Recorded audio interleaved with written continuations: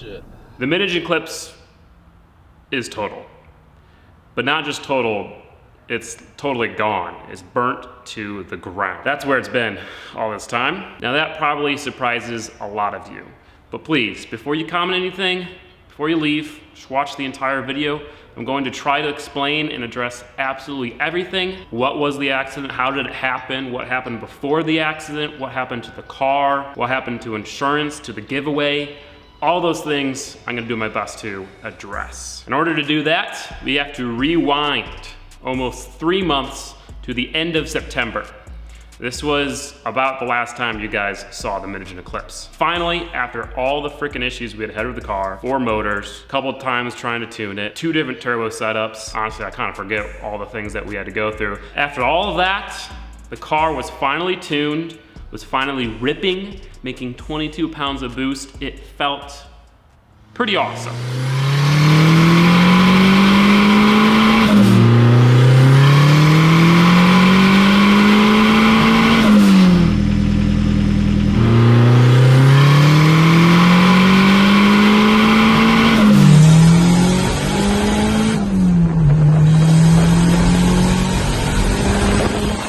Continuing off from when the car was tuned, a couple days after, we were here working at the shop, trying to get the car finished, you know, doing minor things like the windows, the badges, finishing touches before sending it off to the winner of the giveaway. Well, Kurt and I decided to take the car to go run some errands, get some supplies, and the other purpose of that drive was to give Kurt a ride in it.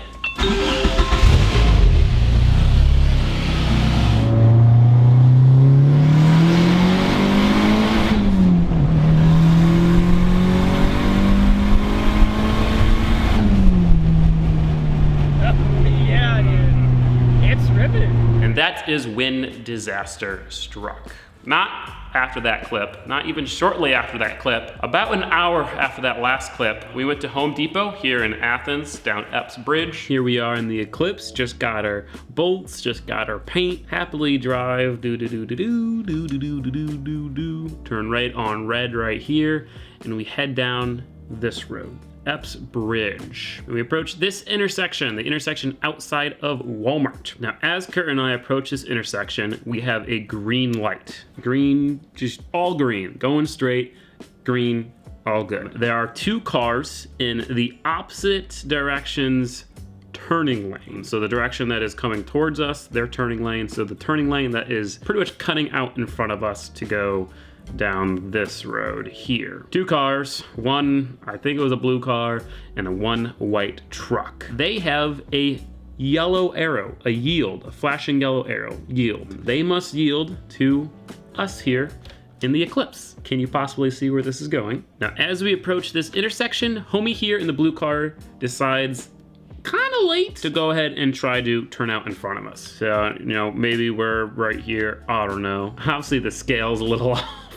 This guy comes and starts turning out. Now the timing in which he pulled out, I would describe it as just late enough to make you uncomfortable. I'm sure we've all experienced something similar where, you know, someone pulls out in front of you, not late enough where you have to slam on the brakes or even brake at all, but, you know, just enough to get off the throttle and be like, yo, why'd you pull out? You should have done that, but whatever. I'm not gonna honk at you. I'm not gonna be that guy. So that's how late this blue car pulls out, right? Now, homie in the white car, he decides to be a crazy person, and he turns out following homie in the blue car, but kind of a last minute and kind of quickly. Now I saw him start to move and I was like, no, don't you dare. But he quickly entered the intersection here, got right in front of us in the Eclipse. By the time he was pulling out, I mean, we were already in the intersection. I lay on the horn, slam the brakes, lock all 4 tires up and go, kaboom. Accident. Now there were some witnesses of the accident that said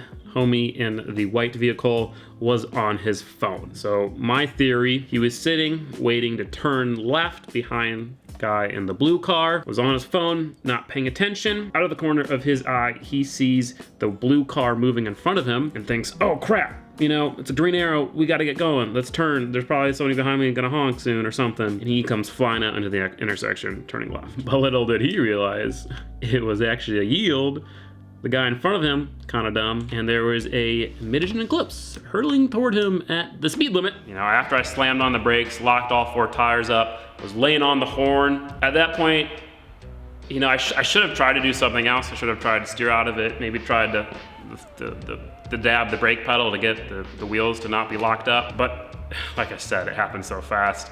I don't have very much experience with being in an accident, so my instincts were to slam on the brakes and honk the horn. Really, it was up to him to avoid the accident, but there was a moment where I realized, all right, we're about to hit this guy. And that's when I'm here honking on the horn. Foolishly, what I did was just push against the steering wheel and kind of brace for impact. And man, I am so lucky there wasn't an airbag in that steering wheel, because this arm would have been destroyed. It's a very weird feeling being in an accident. If you've never been in it, it's hard to explain, but I think I closed my eyes because I don't remember exactly, you know, what went flying. I remember the accident happening, getting thrown against the restraints. Shout out to Corbo for keeping me alive. I remember we had 2 drinks, and those drinks went flying, getting limeade all over us. Damn, that was delicious limeade too. I remember the noise. You know, it's the most sad, terrible noise you can hear as a car enthusiast driving your car, is the crunching of metal and brakes screeching and a horn. That was sucky. Now, I was expecting, you know, to bang my head or, you know, something to hit me somewhere in my body, or I expected it to be painful and violent, but I wouldn't say it was. Now, I think there was a reason for that, but I'll explain it later in the video. After the accident happened, I remember kind of looking up, coming to, and immediately I see flames coming out of the cracks of the hood. Like, not small flames, billowing flames. Fuel tank. That's what I first thought. It was a front end collision and the fuel tank was in the front. I'll talk about that later too, but let's continue with the accident. At that moment, I was afraid for my life. I thought it was about to kaboom, physically explode. So that was when me and Kurt were like, all right, get out of the car, run. Like, just, we didn't think about anything. We thought about getting out of the car. Thankfully, since the accident was relatively pleasant, there was nothing sticking us into the car. Seatbelts unbuckled perfectly fine. The dash wasn't crumpled. The door wasn't crumpled. Both our doors opened. And my goodness, so lucky that that happened. The only thing that has really haunted me to this day about this whole situation is the what ifs if Kurt or I couldn't have gotten out of the car. That could have been very bad, to say the least. So I got out of the car, I ran around to Kurt's side, because I think I got out before him, and I kind of tried to help him out. But the other thing that I was trying to do was trying to get the fire extinguisher. The problem is that since the fire extinguisher was behind the seat, I had to open the door, lean down into the footwell, pull the seat forward, grab the fire extinguisher, and get to work. But at that point, the flames had already engulfed the front half of the car and were making their way up the door. And as I said, I was expecting this thing to blow up at any moment, and so I didn't get the fire extinguisher. Part of me regrets not trying to get the fire extinguisher and put out the car, but I'm glad I didn't, because I could have gotten injured. Almost immediately after I ditched the fire extinguisher, we walked away from the car, tried to make sure we weren't about to die in an explosion. Kurt pulls out his phone, starts filming, and thankfully, Kurt had the smarts to grab the camera. While all this was happening, he thought, grab the camera. He grabbed the camera and got out of the car. I didn't think about saving my phone or my keys or well, thankfully I had my wallet in my pocket, but my phone and my keys were ripped. I'm gonna go ahead, play the footage. What the fuck, dude? I'm done. My life's over. Call 911. Call 911. If you look carefully, this was so soon after the accident that our light was still green. You can also possibly see the tire marks from where the Eclipse locked off all 4 tires. Holy shit. No fucking way. My first accident. Dude? What the world? I mean, how fucking stupid is that, dude? At this moment, it had kind of hit me and I was starting to get a bit emotional. There is nothing like the feeling of watching your past 4 months of your life, lots of money, lots of time, lots of thoughts and dedication and planning and work burn to the ground in front of you. helpless to do absolutely anything besides to watch. I was going the speed limit too. No, I know. I wasn't going That's fast. what's fucking stupid about it.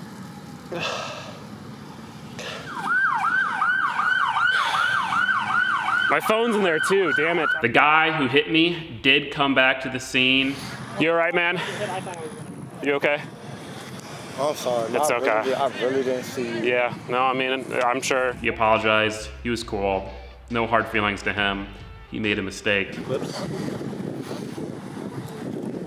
Yeah, so the car's on fire right now. Man, I should have gone for that fire extinguisher. That's also about the time when some of the witnesses came up and talked to us. The one thing I remember about that kind of portion of the event was that everybody, these random strangers, were just so kind and so understanding. You know, they all came up, apologized. I'm so sorry for you, glad you're okay. They all checked on us. Some of them offered to get us stuff, to drive us home, get us food. And these are just complete strangers. So that was really cool. That made me feel better. And that's when one of them told me that they saw the driver who ended up hitting us on his phone at the intersection. And we pretty much just sat there watching the car burnt down until the fire department put it out. You think that can of touch-up paint's gonna cover it? Oh, my paints, my bolts. Oh, everything is in there, yeah.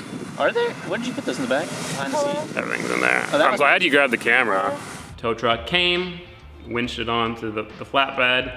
They scooped up all the burnt pieces, shoved it into the car, and off it went. That was the second to last time I had seen the Mid-Engine Eclipse. A couple days afterwards, we went back to get some pictures and videos to look at the accident. As you can tell, getting to see the car up close, because you know, we were never close to it while it was burning down. It was wild. You know, the wheel melted totally off. Valve cover, totally gone. Like anything that wasn't steel or iron was pretty much gone. The fuel tank, totally gone. There was no evidence that there was ever a fuel tank in the front of the car, ever.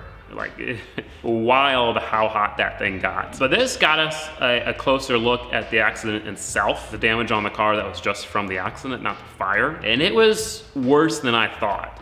So the reason why I think the accident felt relatively chill in the driver's seat, inside the car, was because since the Eclipse was low and we hit a truck, it never even touched the crash support of the Eclipse. It went right over the front bumper and impacted the Eclipse right in between, like kind of where the bumper and the hood meets. And so instead of hitting this solid structure, it hit this thin metal and had a huge crumple zone. So that made it so the impact took longer, impact itself was smoother. But that's why I think the fuel tank was pierced so easily. So we just found the keys, everything.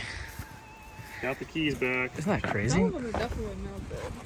Some of them, No. I think it might be just char stuff. I think there's stuff on them. Yeah. Now let's talk about the elephant in the room. The fuel tank in the front, mounted as it was. You guys told me. You guys said, if this car gets in a front-end accident, it's done so. I made the mistake of not trusting your guys' expertise, thinking that I was smarter, thinking, oh, what's the chances of getting in a front-end accident? What's the chances that it's bad enough to actually pierce the fuel tank? I mean, the fuel tank was 3 feet away from the front of the car. It was in between 2 solid frame rails, et cetera, et cetera, et cetera. Obviously, I was wrong, and I fully embrace the fact that I was wrong. The fire was my fault. Accident, not so much. Fire, my fault. I think if it would have hit the crash support, it possibly could have been okay and not burnt down, but I'm not sure. One thing that is for sure is that I will never put a fuel tank in the front of a car without adding significant crash structure to protect it. Also, the fact that I put the battery right next to it was a dumb idea, because if the fuel tank pierces itself, not really that big of a deal. It leaks fuel everywhere. That's dangerous, but you know, fuel needs to be ignited somehow. The perfect way to ignite fuel is by having a battery shorting out on metal right next to it. So yeah, that was really dumb. And the fact that I did that on a giveaway car makes me feel really shitty. As sad as I am to say this, in some ways, this accident was a blessing in disguise. Yes, it absolutely sucks to see something that was so one of a kind. There's only one of them in the world. I had spent so much effort on it. You know, Mateo spent so much effort on it. So many people had poured their time, their effort, their money into this vehicle. To see it end like that was sad, but I'm glad it happened to me. I'm glad I didn't give the car to Bradley and then maybe he got in an accident. You know, I wouldn't have been able, I don't even want to talk about that, but thankfully that didn't happen. Also, you know, Bradley lived in Maine. He was pretty confident that he was gonna be able to register the car, but the car would have had to pass a visual inspection to be registered, and I don't really think it would have passed that. It's too custom. No state official is gonna be like, yeah, let's give you registration for this thing. And so now, although Bradley doesn't get a Mid-Engine Eclipse, I did write him a check, and he's getting compensated, at least monetarily, and he can spend that money on one of his own cars that he'll actually be able to use, or, you know, do whatever he wants with that. You know, if this wasn't a Mid-Engine Eclipse, I would have happily bought another car, redid the mods, and given it to Bradley, but it was a Mid-Engine Eclipse. You know, if I spent another 4 months building another Mid-Engine Eclipse, this channel would be dead. You'd never get another Gingium video. So Bradley and I agreed on the terms, and that's how we handled the giveaway. It was also kind of fitting that this car was just so cursed. 4 engines, so many issues, and finally, after getting it working, an accident that totally destroys it. So yeah, the Mid-Engine Eclipse, maybe it deserved to go out that way. Now the reason why I didn't tell you guys all this time, I wasn't trying to hide it, it was for insurance. Thankfully his insurance was really cool. They hired a third-party company to appraise the car because they could tell it was custom. The guy appraised it pretty fairly, and it covered at least, you know, part of all the stuff that was lost during the accident. But I was afraid that if I made a video talking about how the fire was my fault and how I shouldn't have done the fuel tank up here, a lovely progressive insurance person would have seen it and called off the, you know, the insurance claim. Either way, I am sorry that I didn't tell you guys earlier. I saw all the comments, where's the Mid-Engine Eclipse, where's all that? Felt really bad. That's why I'm here making this video just hours before I leave for my Christmas vacation. You know, I think that's pretty much it. Definitely not ever doing a giveaway like this again. Not with a third-party company, not with a custom car. If I do a giveaway again, it's gonna be me, myself, and I on a car that's already built, and very different circumstances. If you guys want to support the channel, you can check out the merch, you can become a patron. Just keep watching the videos. Give this one a like, give it a share. Anything you guys do, it's greatly appreciated. Now, I think there's one fitting way to end this video.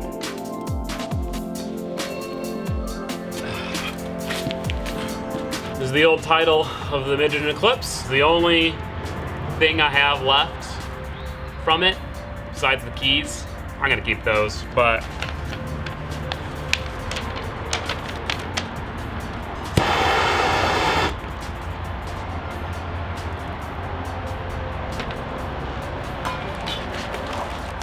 bye, Eclipse. Thanks for teaching me all that you taught me.